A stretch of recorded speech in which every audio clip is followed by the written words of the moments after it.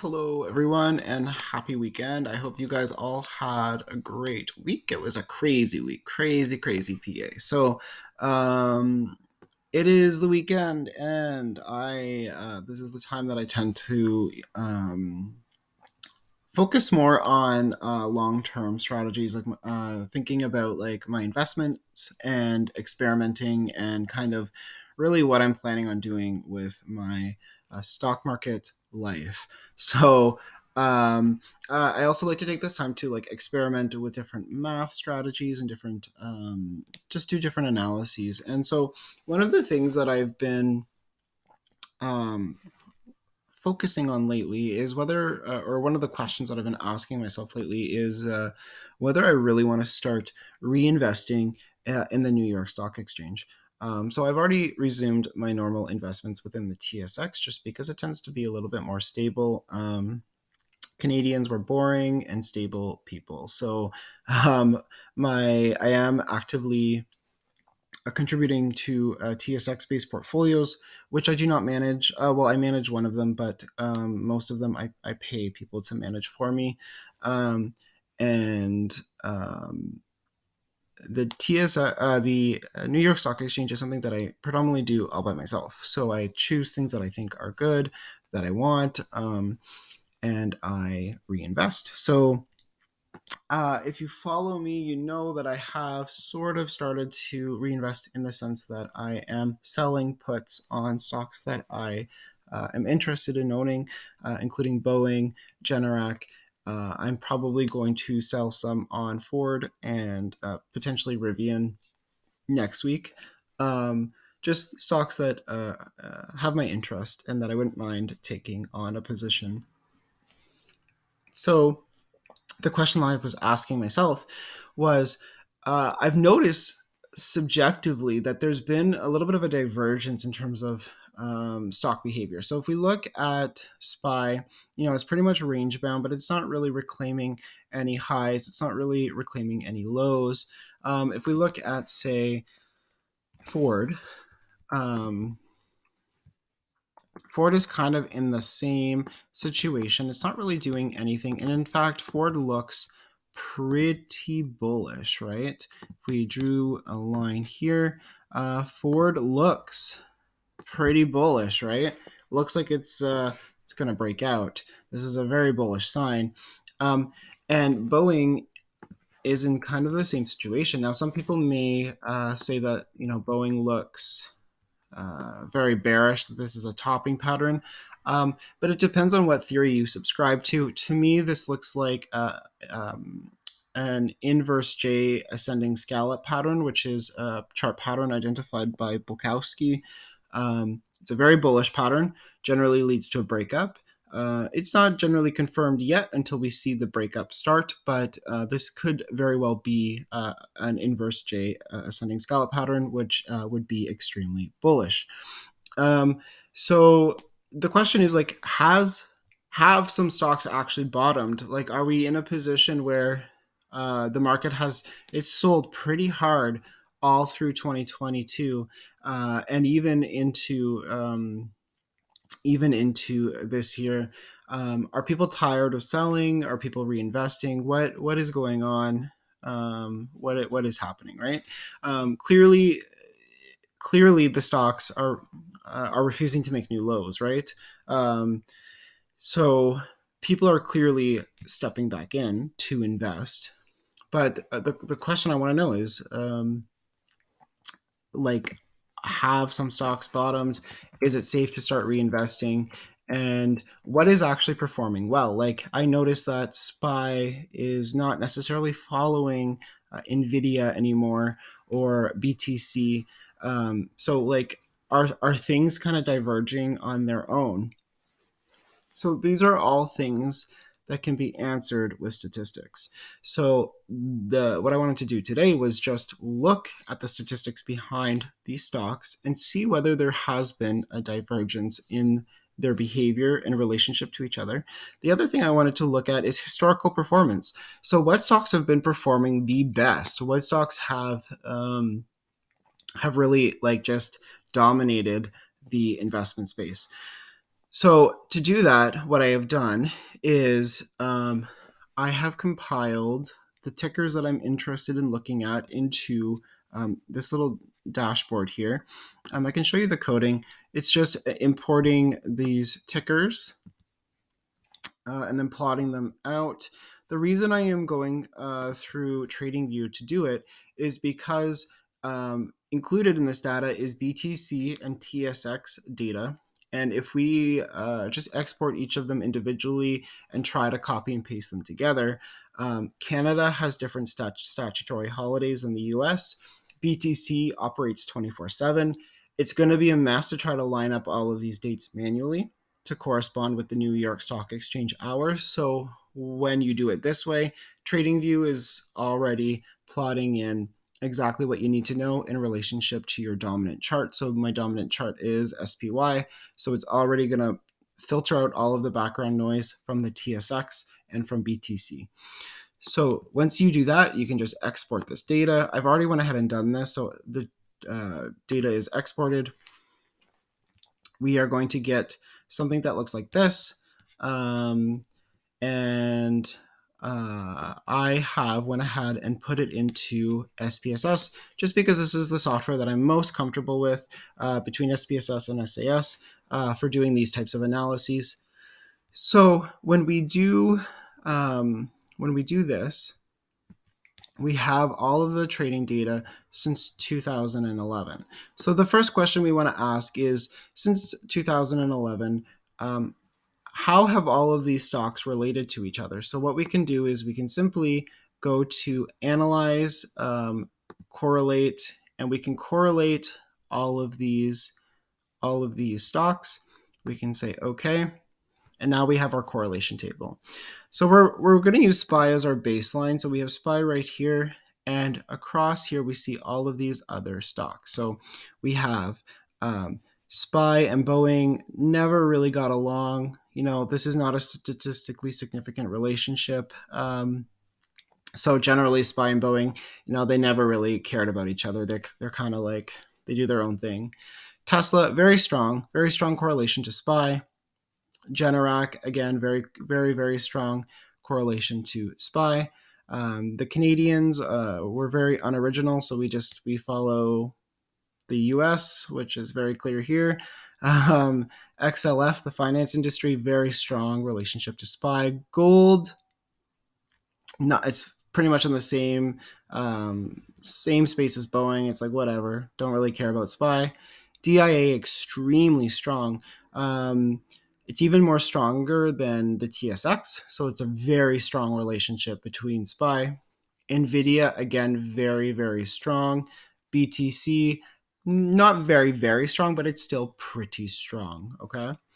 So now the question is, well, has that changed?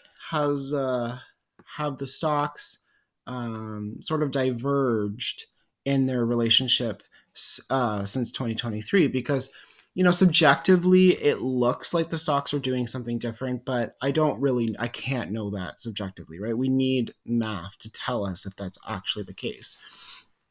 So what we can do is we can just filter out the data from 2023. So the data from 2023 starts at this variable here, 2825. So we can go to data, select cases. We just want data from this point, and we can run that analysis. You'll see it will cut out all of this extra noise that we don't care about anymore. We're going to rerun the analysis. And here we are. So, SPY. Interestingly, Boeing is now somewhat following SPY. It's a bit stronger. Obviously, it's not something that's super strong, but it is somewhat of an improvement, right? Boeing has sort of started to like SPY a little bit more.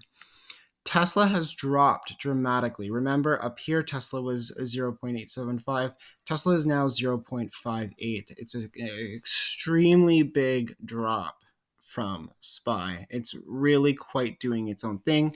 GNRC has been really consistent, so it's 0.81 when it was 0.85. So GNRC really, it's not a very original stock. It's pretty boring. It's just going to do whatever SPY has done. TSX has seen a pretty big drop, right? It's down to 819 when it was 964. So that means that there's a big divergence that the TSX is seeing, which I can actually relate to because my TSX investments are really doing well, versus the New York Stock Exchange is just continually underperforming. So I have felt this personally. XLF has dropped significantly, but remember that included in this data is the recent banking crisis, which obviously really tanked banking stocks and the finance industry. But it also had a little blowback effect on SPY. So it does make sense, but this is a huge drop, right? 6.22 versus 9.69. That's a huge drop, right? Gold, again, you could say it's slightly inverse, but it's nothing. There's just no relationship at all. DIA, this is one that really shocks me. It's down to 6.53, right? Remember that DIA was like almost a perfect relationship. DIA and the TSX were almost perfect relationships, and now it's almost bordering not a significant relationship. The Dow is really just leaving SPY behind. It doesn't care about it. This one, these two make me laugh. Really make me laugh. NVIDIA just doesn't care. It just doesn't care about SPY. Look at this, 0.260. It just does not care. It's going to do what it's going to do, and SPY is not holding it back. Same with BTC. Doesn't care. It doesn't care. I know a lot of people use BTC to predict the market or vice versa, but it doesn't care. Look at 0.307. Stop. Don't use BTC as a market indicator. Don't use SPY as a market indicator for BTC. It is doing its own thing. The math has spoken. It is. There's no relationship. All right. And don't use SPY to trade NVIDIA. It just doesn't work. Okay. It just doesn't work. So all of that is fine and dandy. But what we really want to know is how have they performed? So it's one thing to look at the correlation, but we really want to see the performance. And in order to see the performance, it's actually pretty easy. We can use SPSX to standardize the data. Did I say SPXS? Oh my goodness, stocks/stat software. SPSS to standardize the data. You can see I've saved standardized value as variables. That just basically converts it into a z-score. So it has done that. It has converted the data into a z-score, which I have personally exported into Excel just because I do prefer to reference Excel. So what I have here is I have the data, the standardized data since 2021. Or since 2022, sorry. So what we're going to do is that we're just going to chart this out. Now it's going to be really messy, but I've already looked at this, so I know the colors and what's going on here. But you can see the behemoth. The behemoth is NVIDIA. It's right here. This is NVIDIA. You see, if I hover over it, should say NVIDIA. Excel, you are not fun to work with today. Anyway, that's NVIDIA. Just massively owning it. And you can see that it's consistent, right? Going into 2022, NVIDIA was just owning it. Look at it. It's just killing it, right? The next one was Tesla, which is right here. It was owning it at first. Tesla and NVIDIA, they just were absolute beasts.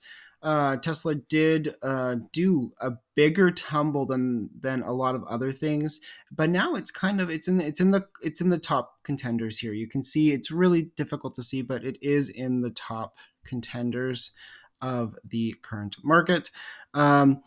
This guy right here, this is BTC, has just underperformed consistently. So there's just it's just underperforming. Really, in general, it's not doing great. It's just sort of existing, but it hasn't underperformed as much as my stock that I stand so very much for no reason other than to underperform the worst out of all of these tickers. Poor Boeing, just really struggling to get anything going, right? But I do expect that to change for the stock, which is why I still stand it, but it is really, really bad. But really, what's important to see is our top contenders currently and kind of historically are actually um, but by top contenders, sorry, I just want to specify what I mean by top contenders being the most stable, the least volatile, and continue to kind of outperform everything is actually gold, the TSX, and the Dow. Shockingly, the Dow. So you can see DIA is this red line right here. And look how unfazed it was through all of this drama. It's just minding its own business. It's like, no way, I'm not tanking. I'm not going parabolic. I am just going to mind my own business. And that is exactly what it did.